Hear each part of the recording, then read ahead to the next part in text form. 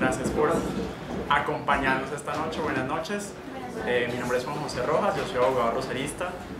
Trabajo actualmente en el Instituto de Pensamiento Liberal. Vengo trabajando por el partido hace más o menos 3 años y medio y actualmente en mi calidad de ciudadano también hago parte de Acuerdo Ya, que es un movimiento ciudadano que se creó el 3 de octubre a partir de la coyuntura que está viviendo el país después del plebiscito y que reúne varias organizaciones que vienen trabajando por la paz en diferentes frentes en todo el país.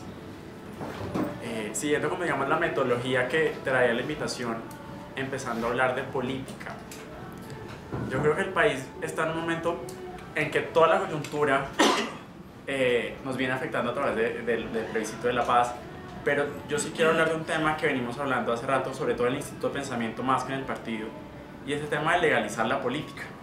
Por ejemplo, yo soy de región, yo soy de Arauca, y yo les quiero hacer esta invitación y esta reflexión. Cuando uno vota por alguien para que sea representante de la Cámara en Putumayo, en Guainía, en Amazonas, uno no vota para que ese representante de su región esté, por ejemplo, en la Comisión de Asuntos Internacionales y le haga un debate de control político de la Cancillería.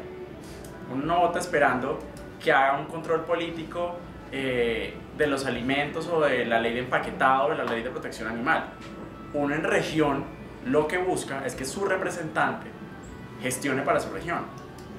Entonces, claro, tuvimos todo el debate que muchos de acá conocerán mejor que yo de los cupos indicativos y de los cupos parlamentarios, y claro que salió muy mal, pero yo sí creo que el país necesita tener un mecanismo que permita que la gente sepa su representante qué está gestionando por su región, qué le puede hacer veeduría. Si va y se reúne con el ministro de Hacienda, como pasa por ejemplo en Chile con la ley del lobby, esas reuniones tienen que ser públicas. La ciudadanía tiene derecho a saber su representante por qué está trabajando por su comunidad y qué alcance tiene su gestión. Entonces, estamos en una coyuntura en que, pues sí, todos los congresistas que hacen parte de la coalición de gobierno entonces tienen que recibir el calificativo de mermelados, y son los vendidos, y son los que cambian su voto a cambio de... Pero es que esa es la dinámica propia de la política. Y también tenemos que entender que si no estamos de acuerdo con el voto que hace nuestro representante o por quien votamos para que nos represente en el Parlamento, en este caso en el Congreso, ese voto tiene que ser público y uno como ciudadano tiene el derecho de decirle a su congresista por qué votó, por qué apoyó la reforma tributaria si subieron el IVA y no estamos de acuerdo con el IVA, el aumento del IVA en este partido o en esta línea política.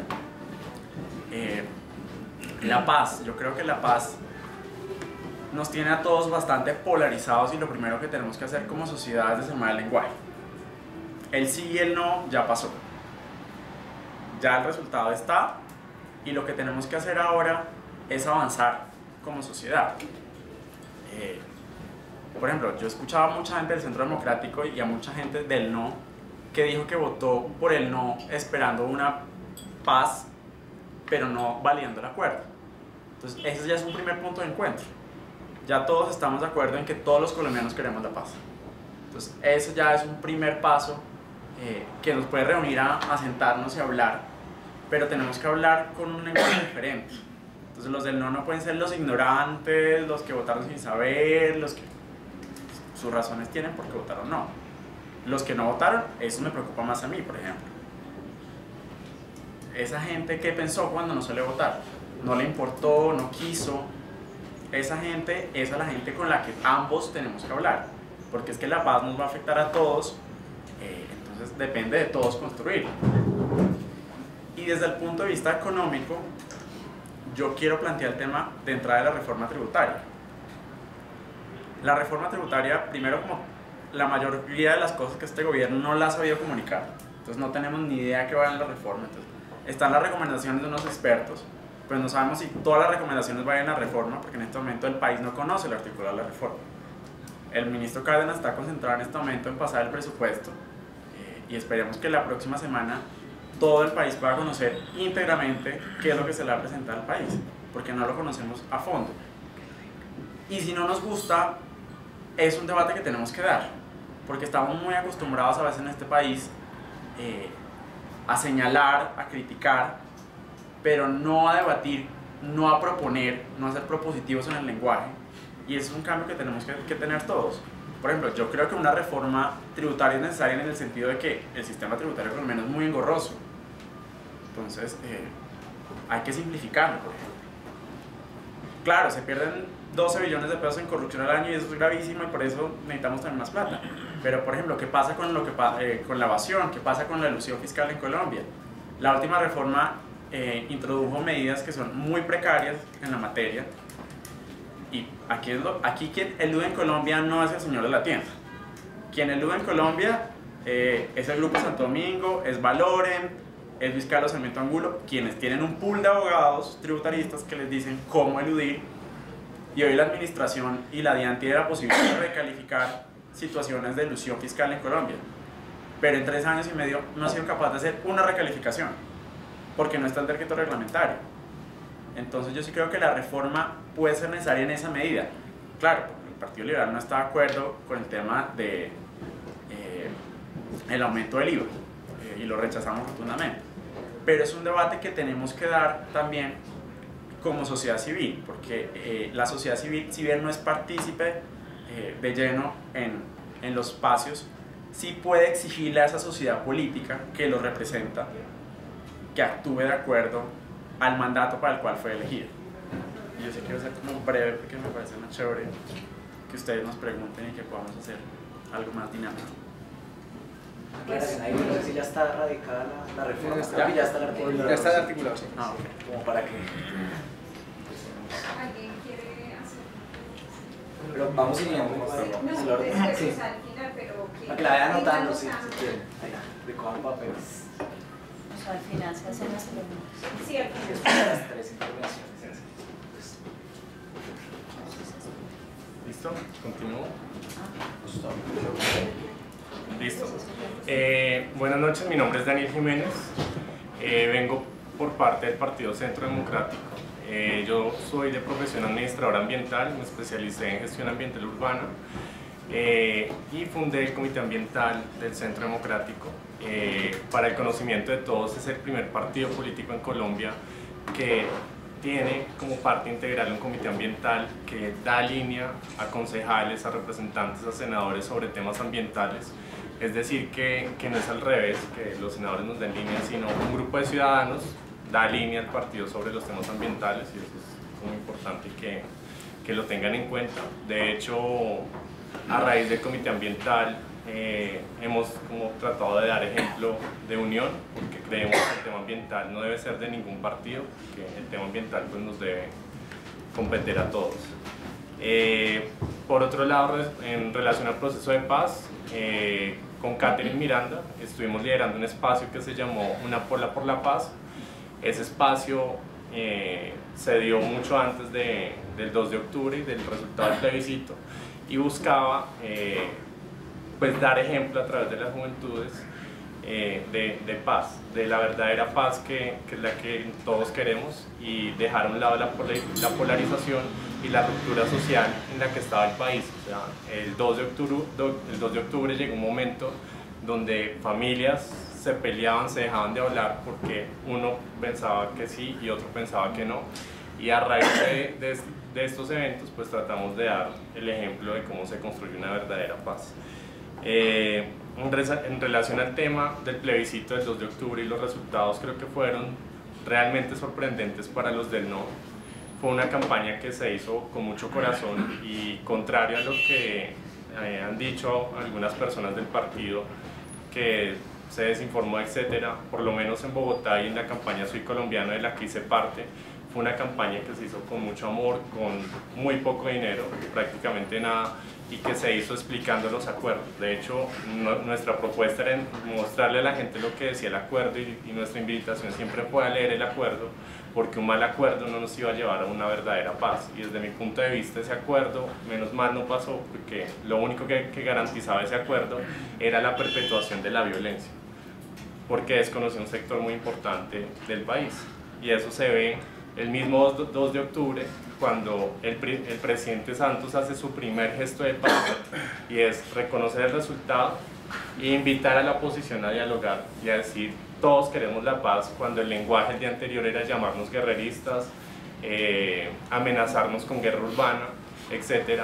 y ese fue el primer gesto de paz, y yo creo que gracias al no vamos a disfrutar de una verdadera paz que se construye de cara al pueblo colombiano.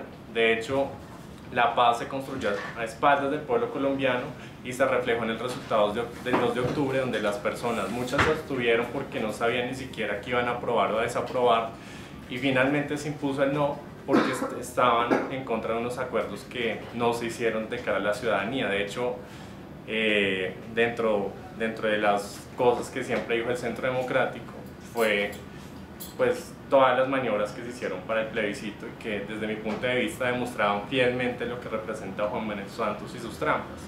Se bajó el umbral del 50 al 13%, que eso ya es descarado, o sea, ni siquiera la mitad de lo que decía la legislación le aprueban eso. Segundo, para que le aprueben eso, utiliza la mal llamada mermelada, que es un mal ejemplo en política, para que a través de estas prebendas políticas le aprobaran el acto legislativo para la paz, que ese acto legislativo le otorgaba al presidente Santos facultades extraordinarias por un periodo de 6 meses para implementación de los acuerdos en bloque de constitucionalidad. Es decir, que las 297 páginas entraban a cambiar la Constitución, lo cual me parecía sumamente grave como ciudadano. Eso generaba un tema de inestabilidad jurídica, lo que ha hecho que muchas empresas no llegue la inversión a Colombia, y muchas empresas incluso se hayan ido del país a hacer inversiones en países que tengan una estabilidad pues, jurídica y política. Creo que otro gesto de paz fue la invitación del presidente Santos a la oposición a hablar por fin, porque la paz se hace con el enemigo, no se hace entre amigos, y eso fue también otro gesto que destacamos. Y respecto a eso, me pareció también importante la posición de las FARC, donde dicen que ya van a dejar el lenguaje de las armas y van a dedicarse al lenguaje de las palabras, y que esa va a ser su arma. Y creo que eso ha sido pues, positivo, porque ha generado una tranquilidad en el pueblo colombiano, y además salieron a relucir todas las mentiras de Santos, que era que venía la guerra urbana, que si perdía el plebiscito volvíamos a la guerra y las FARC cogían las armas, y definitivamente eso no pasó, y pues qué bueno que no pasó así como se tenía planteado. Y a raíz de esa victoria del no, se han venido generando una cantidad de espacios donde por fin las personas están, digamos, siendo escuchadas, y se han generado espacios entre los del sí y los del no, para que se pueda, digamos, debatir y llegar a consensos entre los del sí y los del no. De hecho, yo les cuento que ayer participé en una reunión donde fueron muchos movimientos del sí y varios movimientos del no, y nos estamos poniendo de acuerdo en temas básicos. Por ejemplo, que el cese bilateral no se utilice con fines políticos. O sea, tratar que la ciudadanía ejerza una presión para que se mantenga el cese bilateral, para llegar a un buen acuerdo, si bien pronto, eso no va a ser inmediatamente, pero que se mantenga un buen acuerdo. La entrega de los niños reclutados por las FARC es otro punto de consenso. Y así son ejemplos de lo que se está haciendo y a lo que estamos llegando en consenso ahora. Es decir, que por fin estamos teniendo un acuerdo que se hace de cara al pueblo colombiano y que nos va a llevar a una verdadera paz, y no un acuerdo que se hacía a espaldas al pueblo colombiano y que se hacía con 5.000 guerrilleros. Y esa política de Estado es la que nos ha resultado en una crisis económica, política, social, jurídica, de un país que no se sabe bien para dónde va. Y es así, se volcó todo los instrumentos del Estado, todo el capital político en favor de hacer la paz con 5.000 guerrilleros, en lugar de enfocar los esfuerzos en hacer la paz con 44 millones de colombianos, y la paz se construye con mejor educación, dando oportunidades de empleo, generando oportunidades para un ámbito empresarial sostenible, fomentando la inversión, fomentando el turismo. Así se hace la paz, y esa es, digamos, la visión que tenemos. Desde mi punto de vista, y a cómo están las cosas hoy, creo que es un punto de vista mío, creo que las expresiones sociales, tanto las del sí como las del no, van a generar una mayor polarización.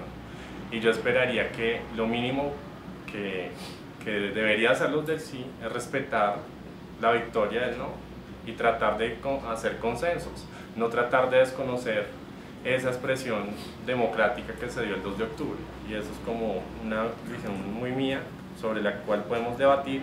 Y segundo, han pretendido desconocer el resultado diciendo que hubo demasiada abstención, pero a las personas se les olvida que la abstención también es una expresión democrática que nos dice algo del acuerdo que se había presentado. Entonces, para no extenderme más y ojalá fomentar el debate, pues vamos a ver cómo funciona esto y ya hasta ahí dejamos saber qué punto será. Bueno, muy buenas noches. Yo le agradezco a los compañeros del Chapín por su amable invitación, a ustedes por supuesto por su asistencia. Un saludo para mis compañeros de mesa.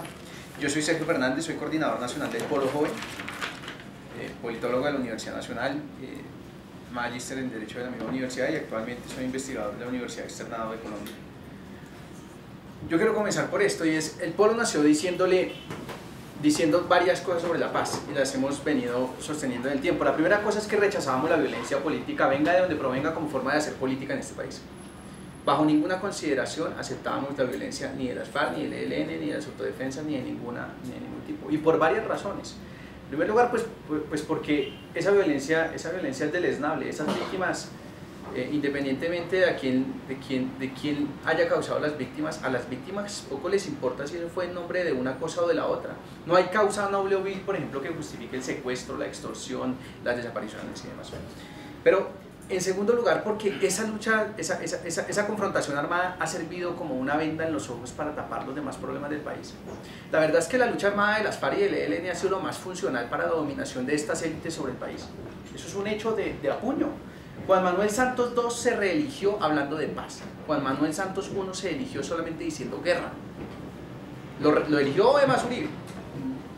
Álvaro Uribe I y II se eligió y se reeligió solamente diciendo guerra. Primero dijo los voy a acabar en 7 meses, luego en 4 años, luego en 8 años. Andrés Pastrana solamente dijo paz en su campaña. Ernesto Samper solo dijo paz y César Gaviria solo dijo paz.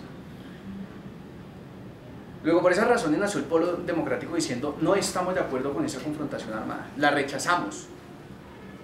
Lo segundo que nacimos diciendo fue queremos que la salida a esa confrontación armada sea mediante el diálogo. Y yo les cuento una cosa, cuando dijimos eso en el año 2006, cuando nació el Polo Democrático Alternativo, Juan Manuel Santos, siendo ministro de Defensa de Álvaro Uribe Vélez, nos dijo ustedes son terroristas vestidos de civil por apoyar la salida negociada del conflicto armado. Bueno, por fortuna, Santos demostró que solo acierta cuando rectifica, y rectificó en esa posición. Y rectificó y él se movió a la posición nuestra, no nosotros a la de él. Y abogó por la salida negociada. Luego nosotros no tuvimos que modificar nuestra posición un ápice. Dijimos, qué bien que por fin rectifique. Apoyamos esa salida negociada de conflicto armado. Y la apoyamos, y por eso nosotros apoyamos la campaña del sí, pero ojo, apoyamos la campaña del sí con una consigna que fue clara. Fue acuerdos de paz sí, gobierno de Santos no.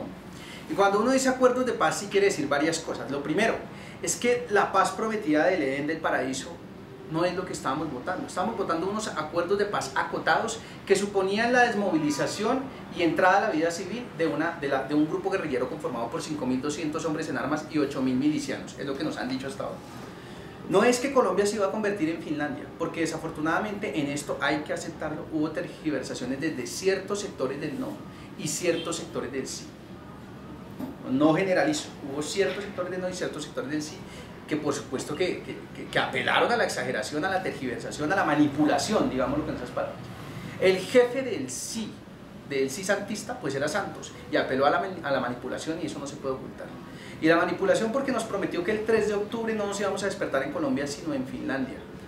Cuando nosotros decíamos acuerdo de paz, sí, lo que estábamos diciéndole al país era, ojo, vamos a ponderar las opiniones, y ponderar las opiniones supone decir que este país no va a ser Finlandia el 3 de octubre, en este país no habrá la paz absoluta que del Antiguo Testamento, no, esa no será. Lo que habrá es un país mejor, no perfecto, y mejor porque esos fusiles de las FARC, esas minas que tanto daño le han hecho a este país, desaparecerán. Y entre eso y seguir con esa violencia estéril que no cambió nada y todo lo empeoró, que ha sido funcional además a la dominación de estas élites políticas, pues preferíamos que desaparecieran esos fusiles. Y por eso hicimos una campaña diciendo acuerdos de paz sí. ¿Y por qué dijimos al gobierno de Santos no? Porque también insistimos en esa campaña que era necesario aclararle al país que estar de acuerdo con ese proceso de paz no suponía convertirse en santista. Porque en lo demás, en los otros 999.999 temas de la política colombiana, somos oposición radical al gobierno de Juan Manuel Santos. Porque su política económica y social tiene al país quebrado. Este país tiene el déficit en la cuenta corriente de balanza de pagos más grande del mundo, ningún país nos gana. Hace unos años el primer puesto era de Turquía. No hay país en Asia, en África, ni en ningún otro lugar del mundo que tenga un déficit en cuenta corriente como nosotros. Pasamos de tener un superávit con Estados Unidos en la balanza comercial de 8.000 millones de dólares a tener un déficit de 4.000 millones de dólares por cuenta de los tratados de libre comercio que entre Santos y Uribe nos impusieron. Pasamos de tener universidades públicas radiantes en 1992, crecientes y por supuesto con dificultades como todas, a tener universidades públicas cayéndose a pedazos, desmanteladas, 16 billones de pesos en déficit, acumulados por 20 años de ley 30. Ese es el país que nos montaron los Juan Manueles. Por eso dijimos oposición a Santos también. Paz sí, pero oposición a Santos también. Y cuando digo que hubo una campaña exagerada, me refiero a que por un lado se nos dijo, hombre, acá lo que se va a venir es Finlandia. Pero por otro lado también es cierto que hubo sectores del no que nos dijeron, no, pero el 3 de octubre no nos vamos a despertar en Finlandia, sino en Cuba. Y el castrochavismo vendrá. Y además si usted vota, hubo sectores que dijeron esto, si usted vota como que automáticamente se vuelve gay. Hubo exageraciones de todo tipo, que enturbiaron la campaña y que sirvieron para generar una polarización calculada, manipulada. Después del veredicto de las urnas, ¿qué creemos nosotros? El veredicto de las urnas es el veredicto de las urnas. Luego la posición del polo ha sido la de abogar por un acuerdo nacional. Es decir, por no desconocer 297 páginas de un camino andado, pero tampoco desconocer el resultado de las urnas. Y abogar porque haya un acuerdo nacional que vincule las principales fuerzas políticas en ese punto, en los demás no. Créanos que no nos vamos a poner de acuerdo en el tema de la reforma tributaria, pero ¿cómo?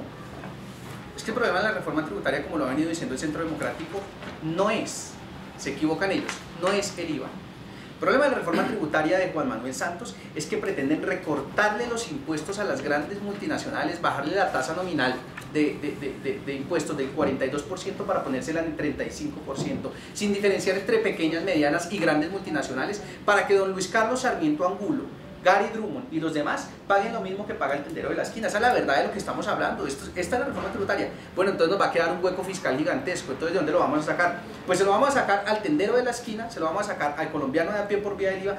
Y luego, acá hay otros medios a través de los cuales se les va a sacar a los colombianos hasta el último peso. Los van a esquilmar a todos. No es solo el IVA. Pero además, Cárdenas dijo ayer, no, es que no le vamos a meter IVA a la canasta familiar. Pero es manipulador de primer grado. Hombre, el 60% de la canasta familiar hoy ya tiene IVA. Pero además, el gran problema, incluso así no le subieran el IVA a los productos de la canasta familiar, se lo van a subir a otro, ya anunciaron. Y ya tuve la oportunidad de ver, por supuesto, de reojo, lo que le permite a uno ver desde las 5 de la tarde hasta ahora la reforma tributaria, y encontré la perla. Sí está el pago de renta para quien gane 1.600.000 pesos en Colombia. Para los ricos, los magnates, los multimillonarios que ganen 3 salarios mínimos en este país. Luego, no es solamente el tema del IVA. Cierro con esto, que es mi gran preocupación después del resultado de octubre. Hombre, desafortunadamente, y esto no es un debate personal, yo creo por supuesto que en el Partido Liberal, en el Centro Democrático, en el Partido Conservador, pues por supuesto que hay gente valiosa y demás. Pero nuestro debate es con su dirigencia política.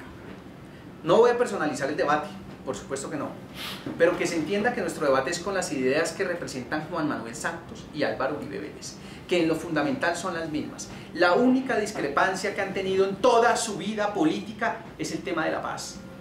O es que discreparon mucho cuando en el año 2011 yo era vocero de la MANE, de la Mesa Amplia Nacional Estudiantil, y entre los dos, entre el santismo y el uribismo, en ese tiempo no se llamaba uribismo y no se llamaba Centro Democrático, pero existía el uribismo, cuando entre los dos, de la mano juntos, intentaron privatizar la educación superior de este país y nos tocó derrotarlos en la calle.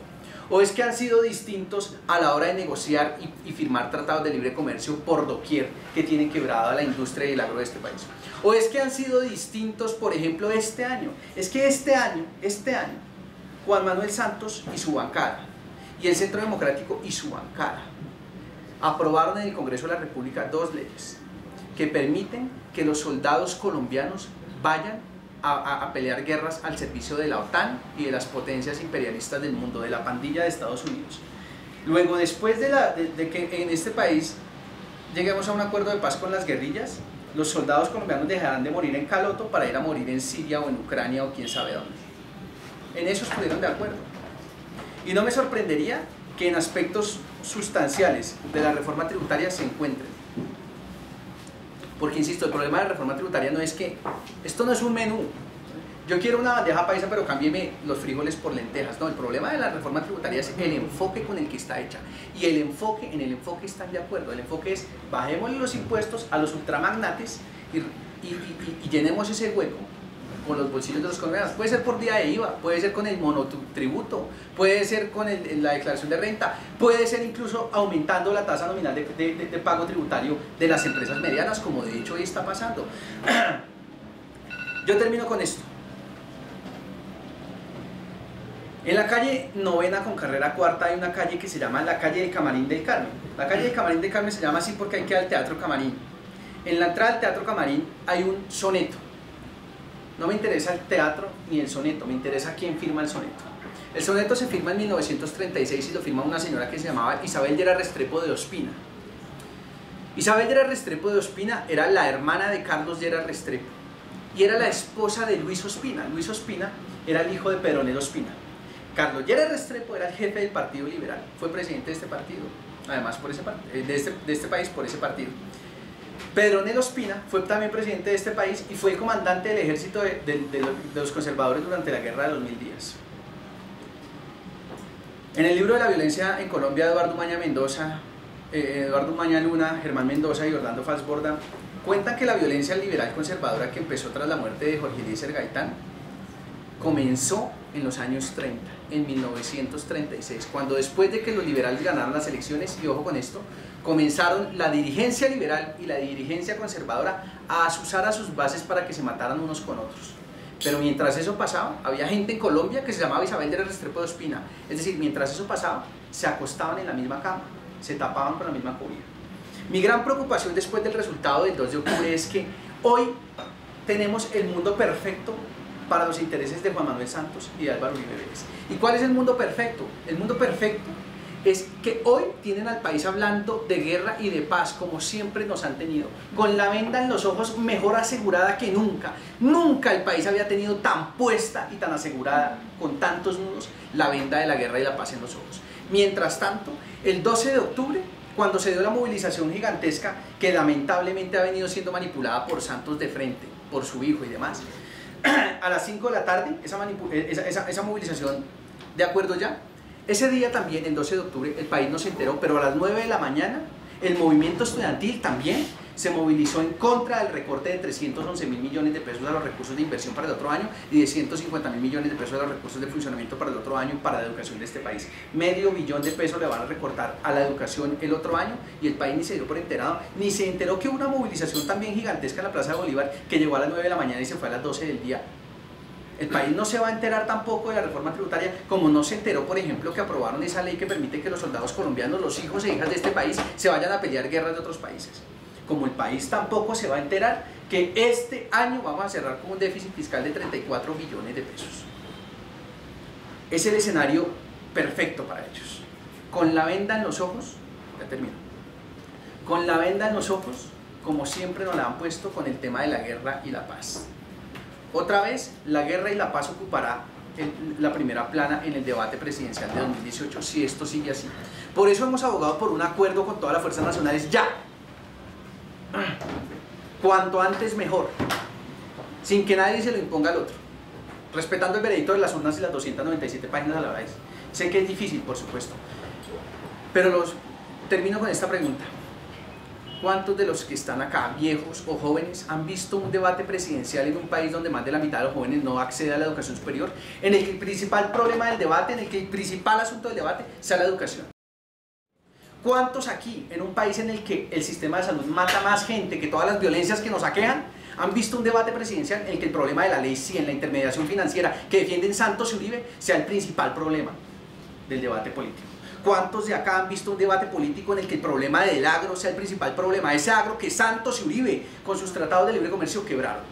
¿Cuántos de acá han visto un debate político electoral en el que la soberanía nacional sea el principal debate? Ninguno. Desafortunadamente, si nos ponen otra vez la venda en la cara, veremos otro debate presidencial en el que esos temas pasen de raya. Muchas gracias. Las preguntas. Perdón, yo quisiera hacer una pregunta que no tiene nada que ver con lo que han hablado. No tiene nada que ver con lo que han hablado, pero me parece muy interesante y retomo lo que dijiste de la guerra y la paz. Yo no sé si es interesante para ustedes, pero a mí me parece como bueno saberlo, porque cada uno de ustedes llegó a un partido y a ese partido. O sea, cómo la juventud se enmarca o se engancha con una determinada línea. Si es válido, no sé. Si quieren. ¿Empiezo? 2 minutos. Bueno, personalmente, pues mi familia siempre ha participado en política y en distintos partidos.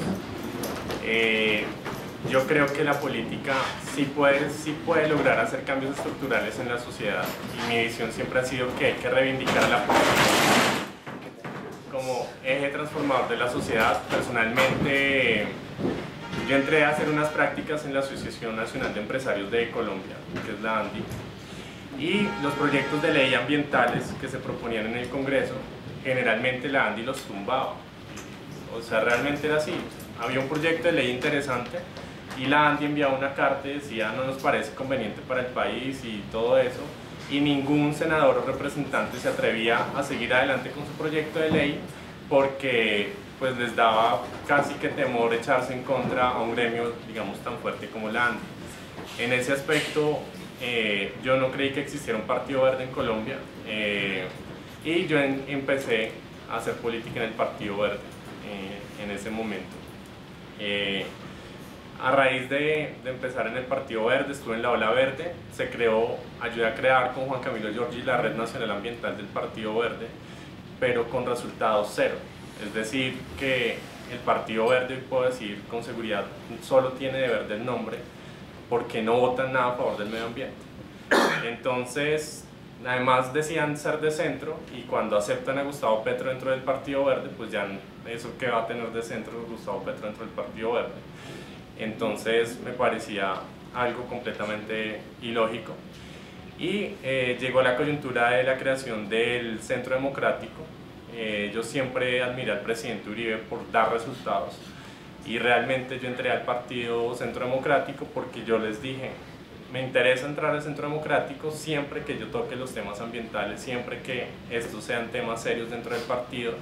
Aceptaron, y al día de hoy el partido Centro Democrático es el partido más verde de Colombia. Todos lo han votado a favor del medio ambiente, excepto la ley de asbesto, y eso se hizo por una inconveniencia más económica que otra cosa. Entonces esa fue...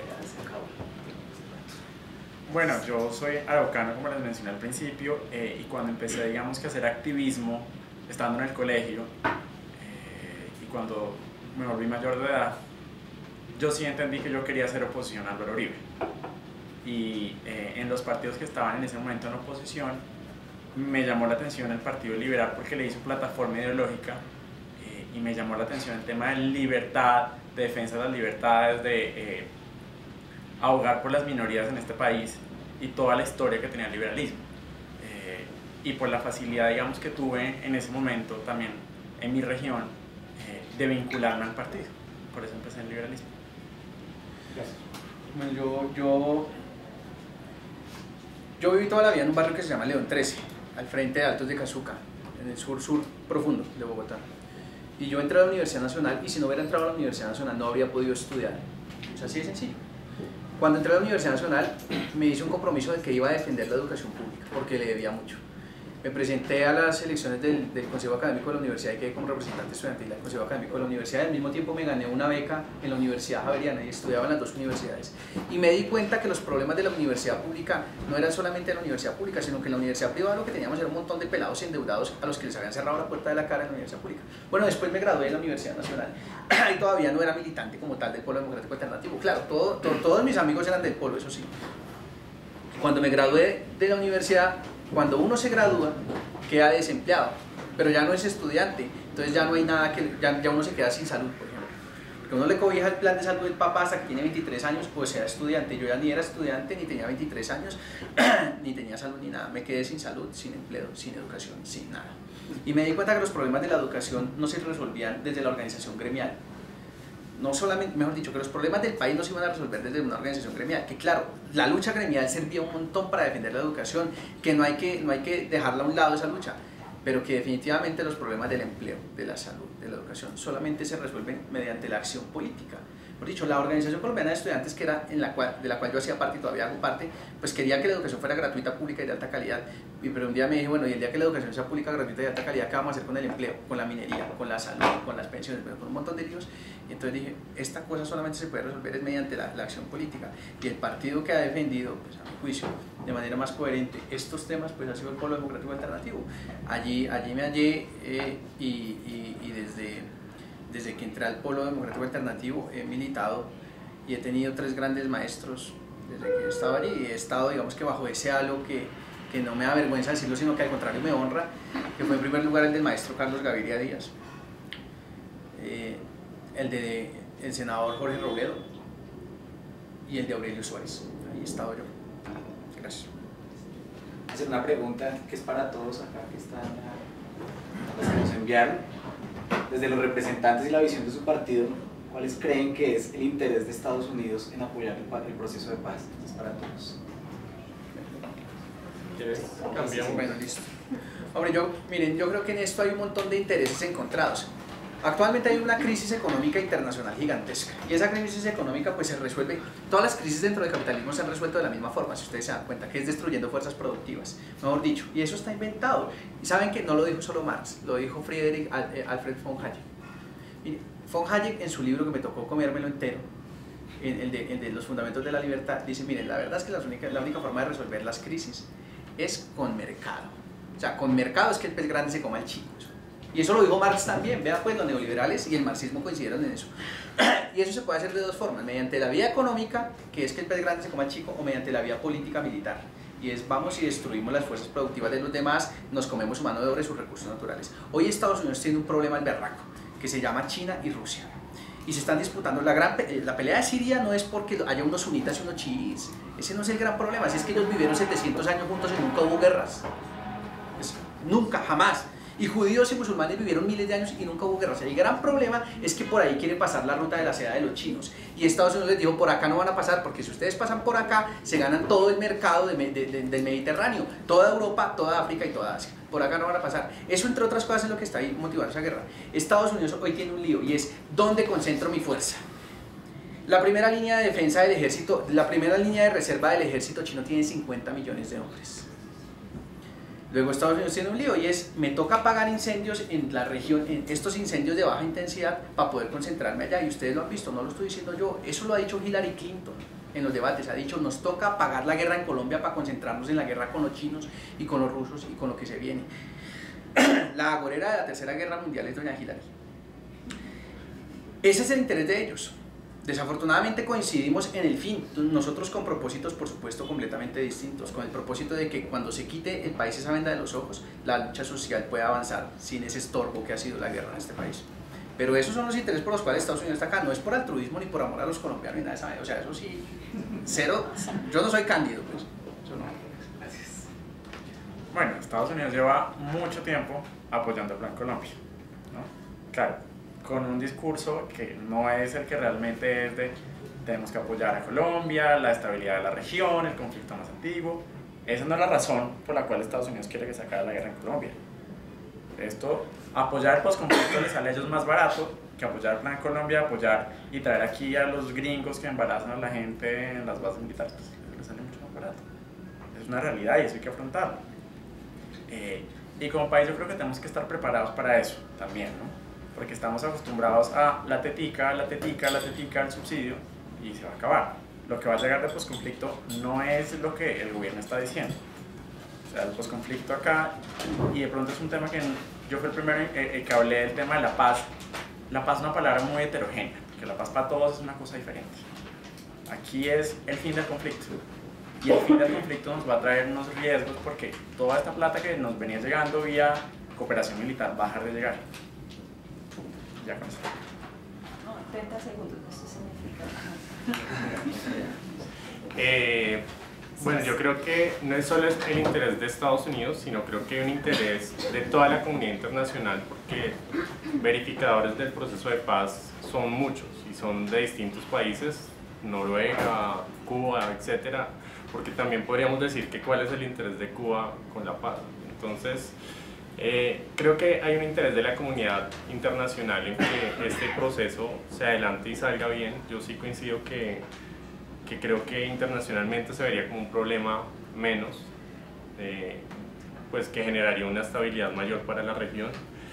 Y pues la pregunta sí se me hace un poco, no sé, como extraña, teniendo en cuenta como que viendo a Estados Unidos como siempre interviniendo en Colombia, pero yo diría que es toda la comunidad internacional y la presión de la comunidad internacional también es la que ha ayudado a que el proceso siga adelante y se mantenga, y es esa presión la que va a seguir, digamos, presionando a que los voceros, tanto los del sí y los del no, logren un acuerdo rápido, y eso no es solo Estados Unidos, sino todos los verificadores del proceso. Listo. ¿Alguno quiere replicarle a los otros? No, yo no quiero replicar, no, solamente quería profundizar en este argumento, y es, pues, también invitarlos. Hay una entrevista a Martin Dempsey, que era el comandante de las fuerzas militares de Estados Unidos. Está en Foreign Affairs. En Foreign Affairs, que es una revista gringa, es la revista del Departamento de Estado. Uno se entera pues de primera mano de la línea de los gringos para el mundo. Y el señor lo dice abiertamente. Dice, mire, la verdad es que Colombia es una oportunidad de negocios, y así como hicimos negocios en la guerra, vamos a hacer negocios con la paz, y que se preparen porque vamos por las semillas, vamos por la línea de comercialización que va a haber entre las zonas de reserva campesina y el mercado internacional, así como entre las sidres y el mercado internacional, y vamos por ese negocio, pero eso solo se puede hacer con paz. Pero además, dice él, hoy Estados Unidos tiene un problema muy berraco en el mundo que se llama China. Son 800 millones. Miren, la cosa es así de grave. 50 millones de hombres son la primera reserva, pero los chinos el año pasado aprobaron una ley que señala que todo hombre, en caso de guerra, todo hombre entre 18 años y 55 años y toda mujer entre 18 años y 55 años podrían entrar a la guerra en caso de que se necesitara. Son 850 millones de chinos en ese rango de edad. Entonces los gringos que dicen, hombre, la verdad es que miren, tengo estos señores, y además los rusos hoy tienen todavía, después de que acabó el muro de Berlín y toda la cosa, todavía siguen teniendo 6.500 cabezas nucleares. Y también van a reclutar. ¿Y entonces qué? Necesito apagar este incendio y además hacer negocios. Hombre, esa es la verdad, no es por altruismo ni nada de esa vaina. Ah, y Cuba, pues Cuba también seguramente tendrá un montón de intereses políticos, económicos, geopolíticos, pues por supuesto, y Venezuela y demás. Yo creo que la clave acá es en esto no tener rabo de paja y rechazar la injerencia mala vida, venga de donde provenga.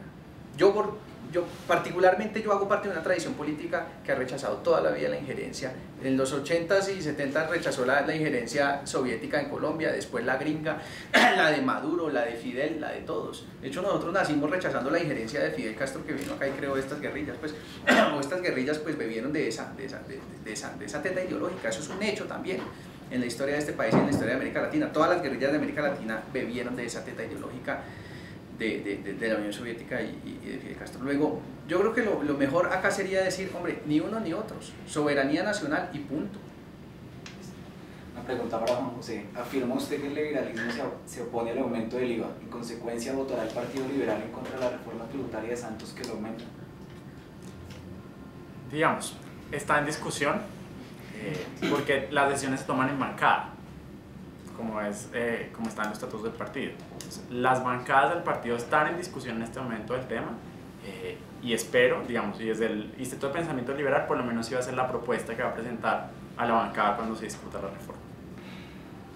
Esta es una pregunta para Daniel acá. ¿Cree usted que la ley de justicia y paz que propone el Centro Democrático va a asegurar que la paz sea estable y duradera o que se pretende que no se desentierre la verdad sobre los hechos que involucraron a algunos personajes políticos? Por el contrario, yo creo que las propuestas nuestras están recopiladas en 26 páginas. Dentro de esas propuestas yo creo que se va a fomentar más la verdad. ¿Por qué? Porque el acuerdo como estaba casi que obligaba solo un sector a decir la verdad, o sea, a los paramilitares y bueno, no sé, quería sentar solo un sector a decir la verdad. Y dentro de las propuestas que ahora formulamos, o sea, que no pretenden, por ejemplo, sustituir organismos del Estado, sino pretendemos que estén dentro del Estado. Creo que va a haber, y dentro de las propuestas está como diversos tribunales, uno para la paz, otro para la reparación, y creo que incluye, por ejemplo, dentro del acuerdo decía persecución de todas las conductas criminales sucesoras del paramilitarismo y etcétera. Nuestra propuesta es persecución no solo de las conductas criminales sucesoras del paramilitarismo, sino de todas las conductas criminales. Es decir, que si de las FARC salen estructuras posteriormente subrepticias de las FARC a delinquir, también se persiga esas estructuras que sean herederas de las FARC y el paramilitarismo. Entonces nos va a permitir tener una verdad completa, una verdad a medias como era lo que tenía el acuerdo anterior. La pregunta también pusieron que para hacer gente si tiene algo al respecto. ¿Esa? O pasamos a otra que hay acá. Hay una que dice, para hacer, en Colombia la gran mayoría de colombianos no pertenecen a ninguna organización política. ¿Qué espacios hay en su partido de pedagogía para estas personas? Hombre, miren, yo no voy a hablar por el Polo, pero sí un sector bien importante dentro del Polo viene promoviendo la candidatura presidencial de Jorge Robledo. Y esa es una candidatura que hemos llamado una candidatura de convergencia nacional. Yo fui un día a dar una charla del referendo del agro a un pueblo cerca acá a Bogotá y le dije a la gente que lo que estábamos defendiendo en últimas en el referendo del agro era el derecho a producir de los pequeños, medianos y grandes productores de este país, que produzcamos. Porque al paso que vamos, pues no va a quedar ni una vaca ni una espiga de trigo, como de hecho ya no hay, ni algodón ni nada. Bueno, cuando terminé de echar el cuento, que fue algo así como lo que echó el Sebastián antes de que comenzáramos, un señor se me acercó y me dijo, oiga, ¿sabe qué? Yo soy concejal del Partido Conservador, aquí en un pueblito cerca. Y me dijo, y le voy a decir una cosa, el programa del Polo no es de izquierda.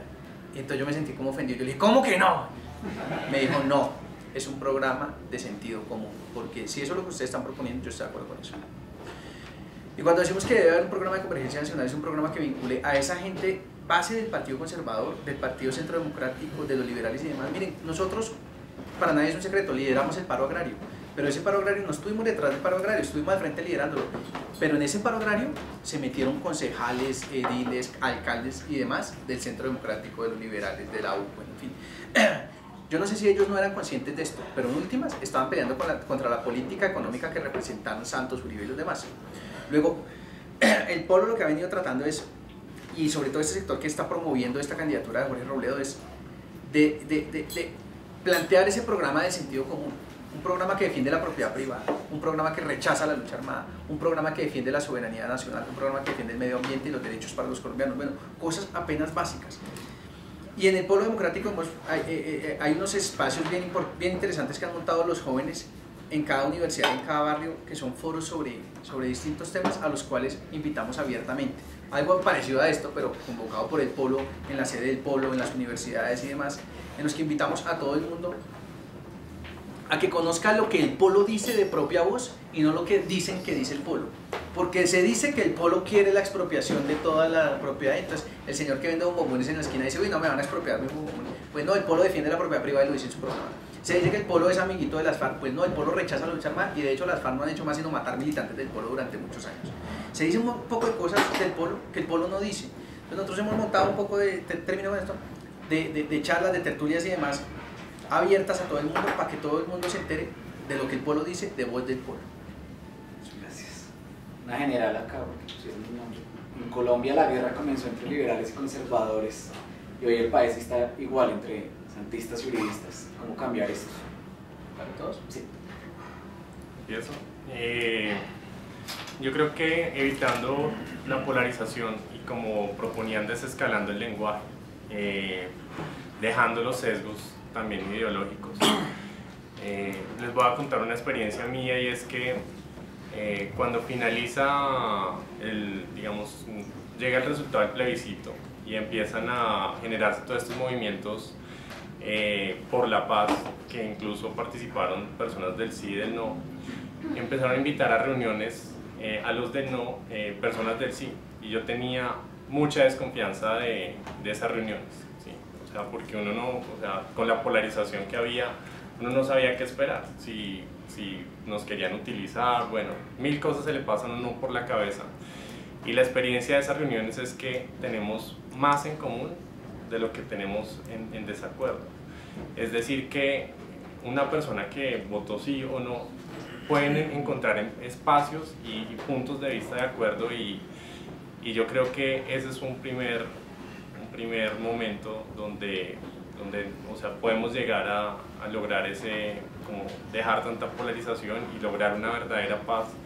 Lo segundo que sí creo que es importante es que esas expresiones sociales se interpretan como desconocimiento de un resultado democrático, y creo que eso no fomenta, digamos, dejar la polarización, sino por el contrario la agudiza y hace que, por ejemplo, se reaccione en contra de eso también a través de expresiones sociales y se polarice más. Yo creo que eso tenemos que mirarlo, y la paz la hacemos todos los días, o sea, tratar de entender al otro. La paz la hacemos con el taxista, con el del bus, con la persona que piensa distinto, y con eso con el que se hace la paz. Y yo creo que seguir fomentando espacios como este que fomenta el Chapín y otros espacios donde puedan asistir el sí y el no son los que nos van a llevar a que no se llegue a ese extremo que se llegó en ese momento. Bueno, yo llevo mucho tiempo haciendo política electoral, yo trabajo en un partido, yo soy liberal todos los días de mi vida, pero yo sí creo que para que esta discusión no se polarice más, aquí tiene que ser la sociedad civil quien salga a la calle. Entonces por eso yo sí creo, y yo no estoy de acuerdo con Daniel, por ejemplo, la Plaza Bolívar se ha llenado 3 veces ¿en cuánto tiempo? Y además han sido marchas pacíficas, ha sido la sociedad civil la que ha salido a marchar sin tirar piedra, porque aquí no pueden decir que es que los que salieron a salir la paz entonces grafitearon todas las séptimas del planetario hasta la Plaza Bolívar. Eso no pasó. Es la sociedad civil quien le exige a la sociedad política de manera más muy pacífica que quiere que esto no se dilate, y esa es una expresión de la sociedad que hay que respetar, y yo no creo que eso polarice, porque además los tonos que han tenido esas manifestaciones justamente han sido inclusivos, han sido, pues digamos, yo he encontrado, y porque yo he salido a marchar, a gente que piensa muy diferente a mí, que tenemos muchas diferencias, por ejemplo, en el modelo educativo, en la forma en cómo se tiene que llevar a cabo la reforma tributaria, y reforma tributaria, o muchas cosas, ¿no? Yo he salido a marchar con Vivian Morales. Vivian Morales tiene una posición que es muy diferente a lo que yo pienso a veces del liberalismo en el tema de la población LGTB, en la que no estoy para nada de acuerdo, pero nos une el tema en este momento de blindar los acuerdos, y salimos a marchar pacíficamente, ella y yo, sabiendo que la coyuntura nos exige a ella, más allá de ser senadora, más allá de su iglesia, más allá de todo lo demás, que es ciudadana, y que eso ella y yo lo tenemos de acuerdo. Entonces yo sí creo que lo que hay que hacer en este momento es que la ciudadanía se tiene que expresar y tiene que decirle a todos, a los uribistas, a los conservadores, a los cristianos y a Santos, que al fin y al cabo Santos es el presidente. Quien tiene que negociar con las FARC en este momento es Juan Manuel Santos, porque fue el electo presidente de la República, nadie más. Hombre, yo ya lo mencioné, pero lo repito. Nos toca hacer una tarea gigantesca para contarle al país algo que dijo Daniel, pero yo lo complementaría con esto. Daniel dijo, probablemente tenemos más en común el pueblo de a pie. Cuando digo el pueblo de a pie me refiero a los empresarios, a los trabajadores, a las amas de casa. Probablemente tenemos mucho más en común que cosas que nos diferencian. Pero también hay que entender una cosa. Eso que nosotros tenemos en común es, por ejemplo, díganlo en cualquier lado. ¿Quién defiende las EPS en este país? Hombre, incluso, miren, ya nadie se reconoce como derecha en este país. A mí me invitaron a Hora 20 hace unos días y los tiré al agua. Con unos jóvenes así de otros partidos. Y bueno, ustedes no son de derecha, díganlo, yo soy de izquierda. Sí. No, yo no soy de derecha. No. Bueno, ¿ustedes defienden los TLC? Díganlo, ¿ustedes defienden sí o no? Esos que hay que hablar. No, hay matices, hay críticas. Resulta que ahora todo el mundo resultó desbol. Entonces, yo creo que el país debería entender que tenemos mucho en común en eso. Por ejemplo, en que nadie en este país defiende ya los tratados de libre comercio salvo Santos y Uribe, que lo hacen abiertamente. Nadie en este país defiende la ley 100 salvo Uribe y Alejandro Gaviria. Nadie en este país defiende ya la educación con ánimo de lucro que nos intentó meter Santos en la reforma de la ley 30, salvo Santos y Gina. Nadie en este país defiende la quiebra del agro. Bueno, en fin. Eso en el pueblo de David. Si el país entendiera eso, créanme que esa polarización que nos están tratando de meter no echaría carrera. Pero también tiene el país que entender una cosa, y es, así como nosotros tenemos mucho más en común que diferencias, también Santos y Uribe tienen mucho más en común que diferencias. Y no de las buenas, no tienen cosas en común de las buenas. Esos tienen en común que sí están de acuerdo con la existencia de las EPS, de que la salud sea un negocio del sector financiero. Tienen en común que ambos aman la privatización de la educación. Tienen en común que ambos adoran el libre comercio, son dogmáticos en eso, son fundamentalistas. Nosotros queremos comercio, pero no esos tratados de libre comercio de mula y jinete que nos pusieron a Colombia.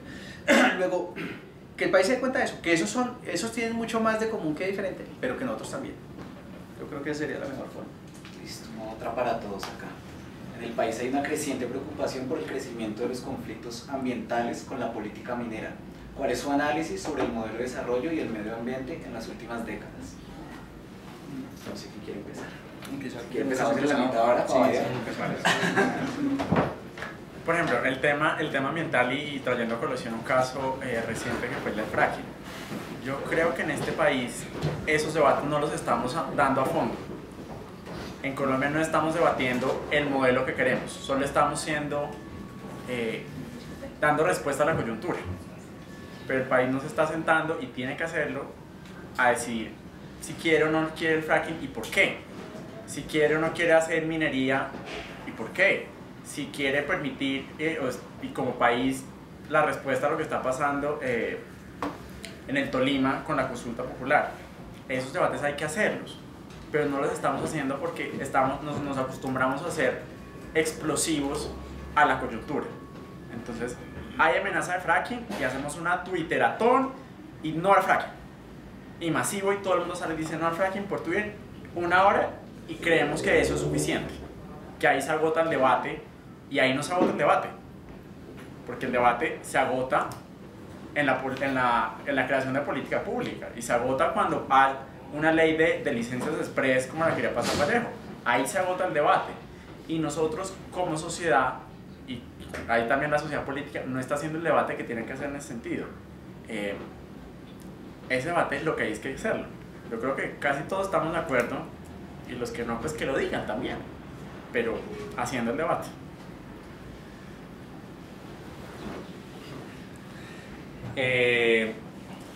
Bueno, yo estoy de acuerdo con Juan José en que esos son los debates en los que debería estar el país y en cierto punto el Centro Democrático no solo se basaba en el discurso de paz y guerra como lo han dicho hoy, sino por el contrario nosotros hemos sido los primeros que hemos dicho que el tema de paz no era lo único importante en el país, o sea, había otros temas importantes y fomentar ese tipo de espacios me parece algo necesario y urgente. Este gobierno le apostó a unas locomotoras, entre esas la minera, pero a raíz de la inestabilidad política y jurídica, esa locomotora nunca arrancó. O sea, eso es un hecho que hay que verlo y adicional a eso se le sumó una crisis petrolera que pues el tema minero y minero energético se estancó, o sea, no arrancó y ahorita dentro de la política económica del gobierno no está como prioridad, están otras prioridades como el turismo, la infraestructura. Entonces pues es importante como ver ese tema desde ese punto de vista y fomentar ese tipo de debates que yo sí creo que son debates de suma importancia para el país. Dentro del acuerdo había algo de ese tema, y pues ojalá, yo los invito a los que quieran que podamos hacer este tipo de debates dentro del comité ambiental, y si quieren asistir, con mucho gusto lo podemos hacer también con los jóvenes del Polo, del Liberal, y sacar adelante y empezar a hablar de esos temas que yo creo que son muy importantes para el país. Gracias. Gracias. Había otra pregunta acá. Hombre, hay mucha gente que uno le dice, mira, cuidemos el medio ambiente, pero no me toque el modelo de desarrollo.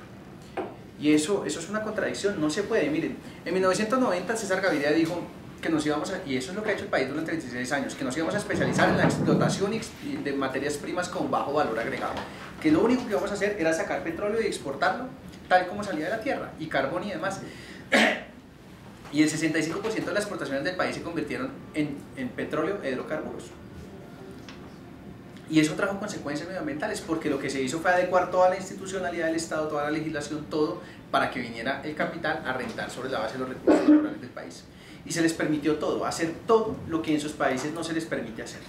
O sea, ¿ustedes se imaginan qué pasaría con Gary Drummond si hace lo que hace en Santa Marta, en Canadá? El señor estaría en la cárcel, es así, en su país estaría en la cárcel. Sí, pero acá la Anglo Gold Ashanti le entregaron el páramo de Santurbán, luego se cambió el nombre a Ecobol, y ahora nos va a demandar que porque le dijimos que ya no puede explotar el oro del páramo, y nos va a demandar y va a ganar, porque en el Tratado de Libre Comercio con Canadá, en el capítulo de inversiones, está absolutamente protegido. Cualquier abogado con kinder le da el fallo a Ecobol, tiene toda la razón jurídica, uno puede estar no de acuerdo, pero el Estado ¿para qué se puso a entregar estas vainas? Entonces, no les digo una vaina, la protección del medio ambiente pasa por cambiar el modelo económico. Y cuando digo cambiar el modelo económico, no me digan que es que estoy pensando en Corea del Norte y en Cuba, no, señor. Yo quiero un país como Canadá, yo quiero un país como Alemania, yo quiero un país como, digámoslo así, como Estados Unidos. ¿Ustedes se imaginan lo que pasaría? Ustedes saben cómo le fue, hay una película muy buena en cine, de cómo le fue a la petrolera que ocasionó el derrame petrolero en el Golfo de México, a la BP. O sea, Estados Unidos casi acaba con esa empresa, literalmente. O sea, la multa fue tan grande que casi la acaba, casi la quiebra. Acá vienen estos señores, hacen lo que quieren y les salimos a deber y nos van a demandar, y saben que nos va a tocar pagar con los impuestos nuestros si les quitamos el páramo de Santurbán. Bueno, luego esto demuestra que si vamos a debatir estas vainas, toca debatir el modelo económico, y eso parte por debatir el asunto de la soberanía. ¿Es el Estado o no el dueño de los recursos naturales? Y estos señores están haciendo un negocio que podemos o no quitárselo también. Es que esas son las vainas. Pero ¿por qué a estos gobiernos les duele tanto hablarle de una multinacional? No, señores, se van. Si no, pues que el Estado explote los recursos y punto, y ya. Termina perdiendo como en el Ecuador. Déjame hacer una cosita. ¿Sobre esta pregunta? Sí. No, es que iba a añadir una cosita rápido que tuvimos dentro del comité, ya que el compañero habló del Tolima, y es que la votación estaba empatada, y gracias a una concejal nuestra del Centro Democrático pasó la consulta minera en el Tolima. Y eso es, o sea, dando un mensaje, y es que el medio ambiente nos compete a todos. O sea, ¿cuál es las generaciones futuras, qué le vamos a dejar si todos nosotros no nos ponemos de acuerdo en un tema tan fundamental como el tema ambiental? Entonces, solo quería comentar, esto es sobre lo que acaban de hablar, como para cambiar ideas, ¿no? Quizás estoy errado y quisiera que me ayudaras con esto. El Estado colombiano, en la historia de las licencias ambientales, el que más ha otorgado licencias ambientales fueron 219, si mal no estoy, en el gobierno de Pastrana. Los anteriores fueron 217. Y de 219, si yo de pronto estoy desorganizado cronológicamente, se pasó a 2000 y algo en el periodo de Álvaro Uribe. Entonces yo encuentro una dicotomía ahí entre un ambientalista que sigue a Álvaro Uribe cuando fue una afrenta, como estaban comentando, el manejo tan fuerte contra el medio ambiente. Y para mí, tener un líder al que voy a seguir, que hizo esto, ¿cómo no lo comprendo? Claro. Bueno, voy a aclarar que cuando el presidente Uribe estaba gobernando, yo no hacía parte de su partido, yo hacía parte del Partido Verde. Eso es una cosa de aclarar importante. La segunda es que se aprovechó una bonanza petrolera que se dio justo en ese periodo de tiempo cuando él era presidente, y se hizo con ese objetivo, y esa bonanza petrolera dejó, si no estoy mal, 165 billones para el país. O sea que era importante lograr, digamos, esos resultados en el tema energético para poder hacer inversiones en otras áreas. Pero tengo entendido que las noticias de la semana pasada del debate que se va a montar es que los impuestos que dejaron de pagar estas multinacionales, pues es inaudito. O sea, la ex canciller, que era la mano derecha de Álvaro Uribe Vélez, Sí. dirigiendo una compañía minera, y cuando se descubrió no sé qué cosa, la sacaron. Ahora está de integración social del distrito. Cuando es que como yo sigo esto, entonces como que voy concadenando. El pasado tuvimos una espectacular conferencia sobre un genio para mí, que hablaba de la agricultura urbana, de cómo estamos maltratando nosotros, bueno, una zona. Pero él decía algo tan interesante, que aquí nosotros nos preocupamos por sembrar una sola clase de árboles. Eso lo hizo la actual secretaria de Integración Social cuando era directora del Jardín Botánico. Entonces llenó toda la Bogotá de 2 clases de árboles que hoy ya no están.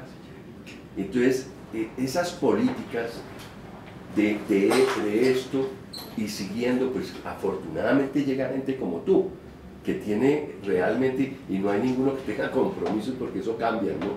Tan pronto hay compromisos, pero que tenga algo que ver y que pueda direccionar, porque es que el alcalde o gobernador del Tolima es una cosa completamente diferente al manejo que se hace aquí en Bogotá.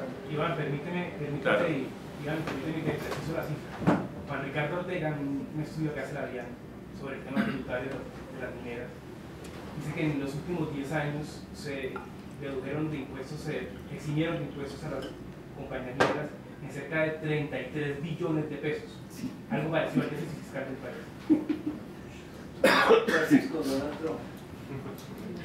Claro. Para tener en cuenta. ¿Alguien No, más? ahora les van a demandar. Yo estaba acá, no encuentro la cifra, pero sí encontré el artículo, que es larguísimo.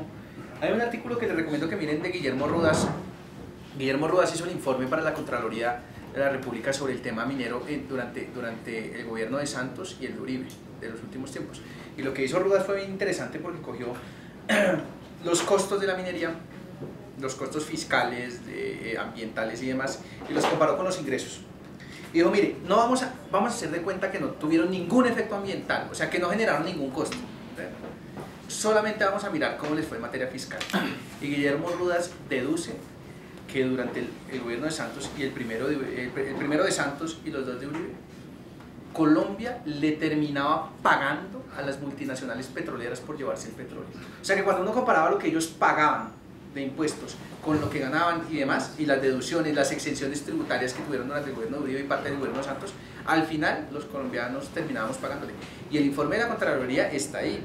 La Contralora Sandra Morelli lo denunció abiertamente en ese informe gigantesco, que es un libro así grandote sobre minería, que publicó la Contraloría de la República.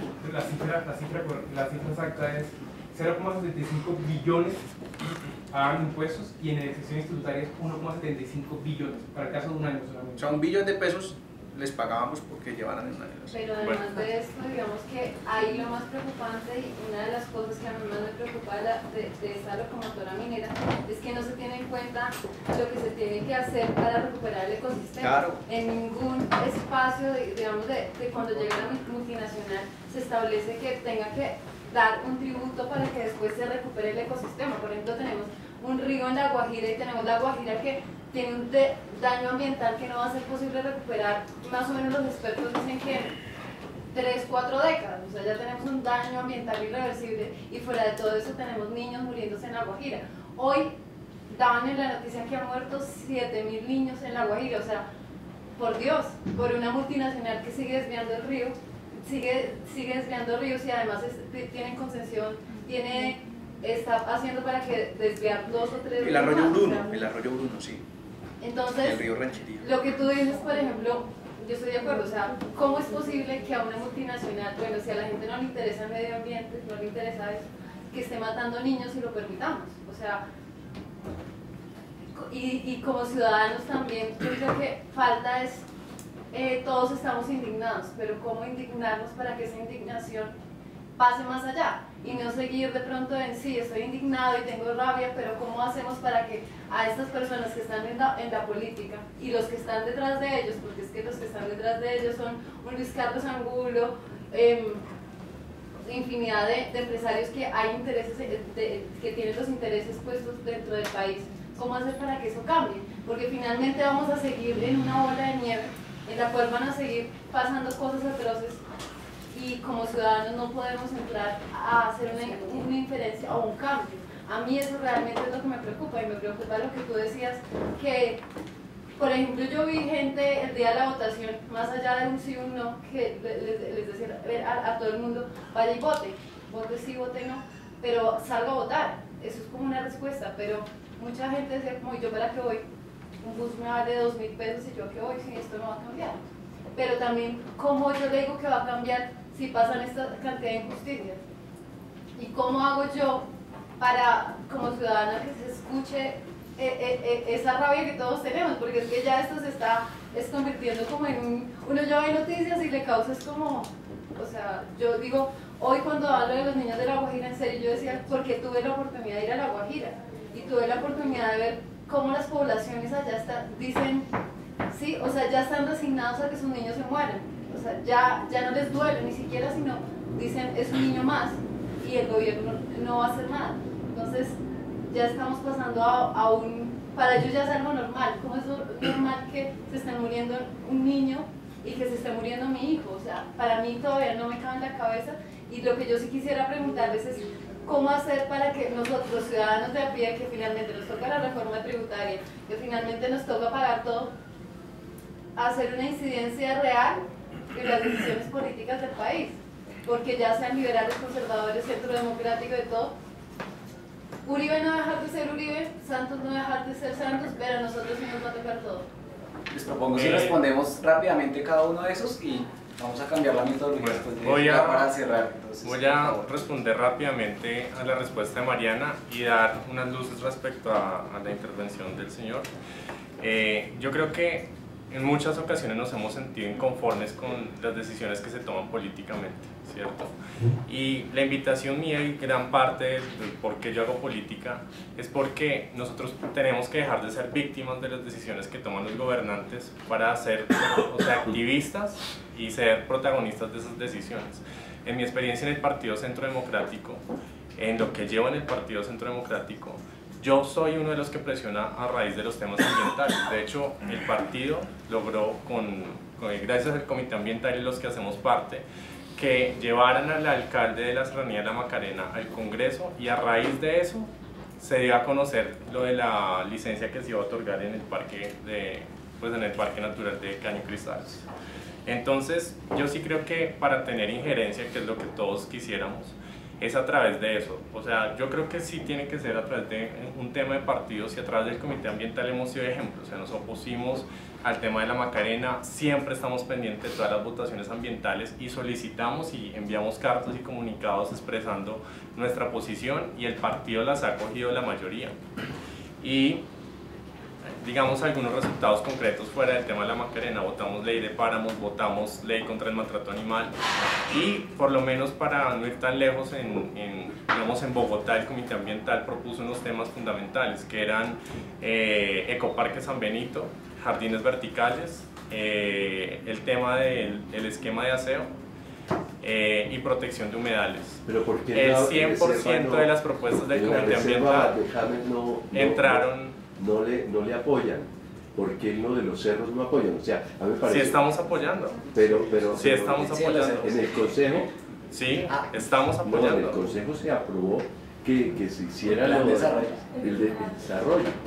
No, dentro del plan de desarrollo se aprobó digamos, el tema panorámico, pero está en discusión cómo se puede hacer eso, que no vayan a entrar, digamos, con el área de protección, y estamos en eso. Yo hago parte de la veeduría de cerros, y tenga la certeza que yo no voy a dejar que eso lo hagan mal, o por lo menos yo fui candidato al consejo, tengo el derecho y la voz de exigirle a los concejales que quedaron electos que me representen a mí, y que representen la posición que yo represento dentro del partido, pero es que eso no se logra si no hay una presión ciudadana detrás, porque ellos están detrás de unos intereses que son los votos, que son reelegirse.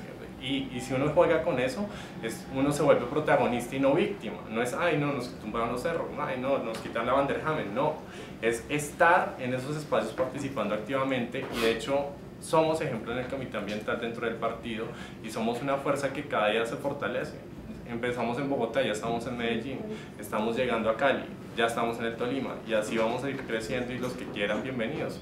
Y lo que les digo, eso nos pertenece a todos. Allá han ido personas del Polo, han ido personas a expresar distintas posiciones, y las escuchamos porque nos parece importante escuchar, sobre todo en el tema ambiental, que yo insisto no debe tener partido ni dueño. Mira, a mí me parece muy interesante, y creo que uno puede hacer el trabajo desde dos frentes. Lo decía Daniel, y claro, todos los partidos tienen una estructura, directorios, organizaciones de mujeres, organizaciones de jóvenes. Todos los partidos en Colombia a gran escala tienen eso, movimientos políticos. Entonces tú puedes, y la ciudadanía puede, decidir hacer parte de esas estructuras de los partidos y decir, miren, la propuesta de las mujeres conservadoras para el tema ambiental es esta. Y nos vamos a dar la pela porque como mujeres conservadoras esta es nuestra prioridad. Válido. Pues yo también creo que el activismo ciudadano es muy importante, y lo decía Sergio. La reforma de la educación que presentó la pasada ministra de Educación, María Fernanda Ocampo, se tumbó en las calles, no fue en el Congreso, fue con activismo ciudadano de base, con organizaciones sociales y con organizaciones estudiantiles que salieron a la calle. Y es un ejercicio que también es muy válido, porque también es válido que la gente no quiera militar en ningún partido, que quiera hacer un control social, que quiera hacer una veeduría ciudadana. Es un ejercicio que puede ser incluso, que seamos honestos, puede tener más legitimidad. Hoy, en este momento, cuando un estudiante sale a la calle, tiene más legitimidad que un concejal de Bogotá. Entonces, me parece que es una vía más, que puede ser más atractiva para un ciudadano cuando está interesado en hacer control o en hacer escuchar su voz. Yo coincido con Juan José y quiero decirles esto, hombre, mire, no hay ningún derecho, pónganse a mirar la historia de verdad de los derechos, de las conquistas democráticas, de las libertades de las que hoy gozan, por ejemplo, las mujeres. No hay ninguno que no haya sido producto de la movilización. O sea, no hay ningún derecho que haya sido una dádiva piadosa de algún gobernador, de algún gobernante. Entonces, démosle el derecho de voto a las mujeres, porque bueno, no, así no ha sido la historia de los derechos. La educación pública, por ejemplo, en Colombia existe a pesar de los Juan Manueles. Existe gracias a que el movimiento estudiantil, los profesores, los trabajadores la han defendido históricamente. Y esa es la historia de todos los derechos. Es decir, la movilización de verdad ha jugado un papel importantísimo, el más importante. Pero yo también creo, eso es lo más importante. Hay una cosa que va de la mano, y es esto. En el año 2011 nosotros, después de que derrotamos la reforma de la Ley 30, construimos una reforma alternativa. La MANE, la Mesa Amplia Nacional Estudiantil, construyó un proyecto de ley, y entonces llegamos al Congreso y era el proyecto del gobierno contra el nuestro. Y María Fernanda Campo, en un debate que está ahí en YouTube, yo me paré, expliqué mi proyecto y todo. Y María Fernanda Campo, la ministra de Educación de ese momento, dijo esto, y le quedó grabado tanto en YouTube como en mi memoria. Dijo, ¿sabe qué? Pues sí, el proyecto de nosotros puede que privatice y puede que a ustedes no les guste y todo, pero si a ustedes no les gusta, ganen las elecciones. Ganen las elecciones, porque es que nosotros fuimos los que ganamos. O sea, no puede ser que ustedes perdieron, tienen acá la minoría en el Congreso y entonces vienen a imponernos su proyecto de ley. Si quieren que los estudiantes tengan ese proyecto de ley en Colombia, si quieren la tal educación, pues no lo digo así, pero pues si quieren esa cosa que era educación pública, gratuita, de alta calidad, ganen las elecciones. Bueno, después de que la derroté en las movilizaciones, me lancé a la Cámara en el año 2011 y me quemé. En el año 2014 me quemé. Pero en eso yo creo que ella tiene razón, les cuento. O sea, en eso tiene razón. O sea, entonces, ¿qué? Ganó Santos y va a gobernar con el programa del Polo. Y yo les voy a decir una cosa, esto puede sonar brusco, o el día que el Polo gane, no vamos a gobernar con el programa de Santos. No, que es que venga, ¿por qué no hacemos un acuerdo y usted me pasa este tratado de libre comercio? No, señor. El día que nosotros seamos gobierno le va a responder igual. ¿Sabe qué? Gane las elecciones. Eso tiene, yo creo que toca hacer las dos cosas. a Juan Manuel Santos, a Álvaro Uribe Vélez. Miren, ese día que María Fernanda Campo me dijo eso, entendí una verdad de a puño en la política. Y es que la política es la lucha entre unos sectores, siempre es lucha, eso sí, gustenos o no, lucha entre unos sectores sociales y otros por ver cuál va a orientar la sociedad.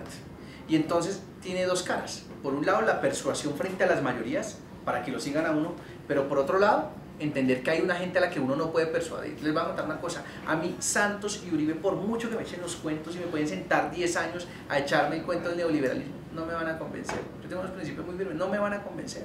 Ni Peñalosa, no me convencen, ya de acá no me muevo. Luego, lo único que tienen que hacer ellos conmigo es derrotarme, y lo único que tiene que hacer el país frente a esos es derrotarlos. Mejor dicho, tenemos la tarea, en últimas, a lo que me dedico yo todos los días y a lo que nos dedicamos los militantes del Polo, es salir a persuadir a las amplias mayorías para derrotar a esa élite, derrotarlos, porque no los vamos a persuadir. Por dicho, Santos se va a morir así, horrible, como ha sido toda la vida, así va a ser, y Uribe, pues igual, y no los vamos a cambiar. Juan Manuel Santos es un intermediario del capital financiero de Goldman Sachs, eso lo sabe todo el mundo. Y Álvaro Uribe Vélez de JP Morgan, es que hizo parte de la junta directiva de JP Morgan, el segundo banco de inversión más grande del mundo. De News Corp, los dueños de History Channel, por eso es que él es el gran colombiano. Y entonces ahora va a dejar de defender a las grandes multinacionales, pues porque lo persuadí. No, nos toca derrotarlos, a él y a Santos, no hay de otra. ¿O qué más? Gracias, Daniel. Antes de abrir, vamos a abrir una ronda abierta para los que se quieran quedar, porque digamos ya el tiempo del evento pues se cumplió, pero pues si los panelistas todavía tienen tiempo, podríamos hacer unas cortas preguntas ahora abiertas ya sin los papelitos, pero pues antes quería hacerles unos anuncios que siempre hacemos y pues que tengo que hacer acá, que hacen parte de los que organizamos este espacio. Contarles un poco este espacio que lleva ocurriendo 2 años, ocurre únicamente y para mantener tanto su independencia como su forma, digamos, de crear democracia que parta de las mismas personas, funciona de forma autónoma y autogestionada. Entonces nosotros cada semana que hacemos los eventos, y por ejemplo para este se hizo, mandamos pauta en Facebook para que la gente se entere, hacemos los esfuerzos que nos cuesta tener acá una cámara, no sé qué, tener las cosas para que esto funcione. Entonces los invitamos, si quieren ayudar a que este espacio siga funcionando, abajo van a haber unas personas que pueden recibir, bueno, allá Julio atrás también, que pueden recibir los aportes allá de la sonrisa allá atrás, con él pueden hacer los aportes pues, para que esto siga funcionando, digamos, para que podamos seguir haciendo este espacio. Y lo otro que quiero invitarles, reiterarles la invitación a que si quieren hacer parte también de quienes organizan, pues está siempre abierto. Recordarles lo que les conté al principio del referendo para el agro, y para los que no escucharon, se enteren ahora, cuando salgan pueden hablar con cualquiera de nosotros para que se enteren de una iniciativa que estamos promoviendo todos. Entonces quiero invitarlos a una ronda abierta, y quisiera yo, acá que estaba moderando un poco la cosa, hacer una pregunta y una reflexión para que sigamos. De algo de lo que hablaron al final, me parece importante la invitación también igual a tomarse los partidos políticos. Yo creo que muchas veces, y eso era algo que yo miraba hace unos años, uno a veces critica desde afuera y nunca se pone en la tarea de tomarse, digamos, esas mismas instituciones que uno critica. Y yo creo que como jóvenes, y eso es algo que rescato acá de todos los que están acá sentados, deberíamos tomarnos esos espacios y creer en que es posible. O sea, yo creo que ellos nos acaban de mostrar cómo llevan poco tiempo donde están y cómo han logrado influenciar y cómo son personas que han logrado además crecer estando dentro de esos espacios. Y entonces yo creo que invitarlos, porque sí, o sea, el caso de la movilización ciudadana es muy importante, ¿cierto? Es muy importante. Y vimos lo de la reforma de la Ley 30, pero al final todos esos casos del activismo ciudadano yo creo que deben llegar a formalizarse y organizarse de alguna forma. O sea, la reforma a la Ley 30 la tumbó la MANE, pero esa reforma se ha ido metiendo. Vimos una charla de Rodolfo Arango hace un tiempo que hicimos el año pasado. Esa reforma se ha ido metiendo por debajo de cuerda con otros mecanismos, ¿sí? Con otros mecanismos que nuestra institucionalidad ahorita está permitiendo. Entonces, a pesar de esa gran lucha con la que todos casi nos sentimos identificados, que todo el mundo sabe apoyar a los estudiantes, ahorita la plata de la educación pública se está yendo para la educación privada, por ejemplo, ¿sí? Sin haber pasado esa ley. Entonces simplemente no nos basta, así como decían ahorita, no nos basta hacer bulla en Twitter una hora y poner una tendencia, pero tampoco nos basta nada más salir en la calle y pensar que ahí ganamos, si nosotros no logramos, y ahí conecto de pronto con lo que decía Sergio al final, si nosotros no logramos derrotar a esas élites que nos están gobernando en este momento y que además han gobernado juntos en muchos periodos, en los últimos 25 años, gobernaron juntos en el Frente Nacional, y casi que es la historia de esta patria, como esas élites han gobernado.